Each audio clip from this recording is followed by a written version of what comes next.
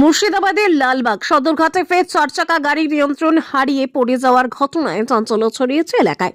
বৃহস্পতিবার সকালে একটি গাড়ি হেসেলে ছোট ফেরি তোলার সময় নিয়ন্ত্রণ হারিয়ে সেটি সোজা গঙ্গায় পড়ে যায়। ঘটনাটি গাড়ির চালক আহত হন। ঘটনাটিতে স্থানীয় মানুষজন দ্রুত উদ্ধারের কাজে ঝাঁপিয়ে পড়ে তাকে নদী থেকে তুলে প্রাথমিক চিকিৎসা ব্যবস্থা করে।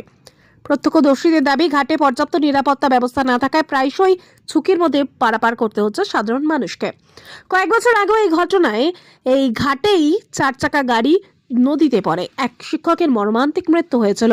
সেই ঘটনার পর বড় হেসেল ও ছোট লঞ্চ চালুর ব্যবস্থা করা হলো। বর্তমানে বড় হেসেল সরিয়ে নেওয়ায় ছোট একটি হেসেলে গাড়ি স্কুলের ছোট ছাত্রী, ছাত্রছাত্রী ও সাধারণ যাত্রীদের একসঙ্গে পারাপার করতে হচ্ছে। স্থানীয় বাসিন্দাদের বক্তব্য, একটি ছোট হেসেল একসঙ্গে মানুষ আর গাড়ি তোলা অত্যন্ত বিপজ্জনক। ঘাটে নেই পর্যাপ্ত র্যাম্প, নেই সুরক্ষা রেলিং বা নিয়ন্ত্রণ ব্যবস্থা।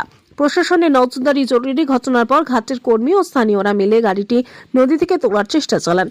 তবে প্রশ্ন উঠছে, আগের দুর্ঘটনার পরও কেন পর্যাপ্ত নিরাপত্তা ব্যবস্থা নিশ্চিত করা হলো না? ঘাটে বড় ফেরি পুনরায় চালু করা এবং যাত্রী ও গাড়ির জন্য আলাদা পারাপারের ব্যবস্থা করার দাবি উঠেছে।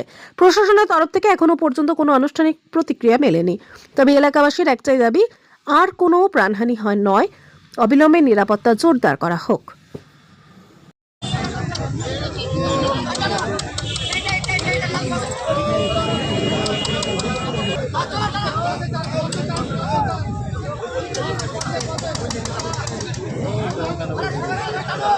মেলার লোক আছে।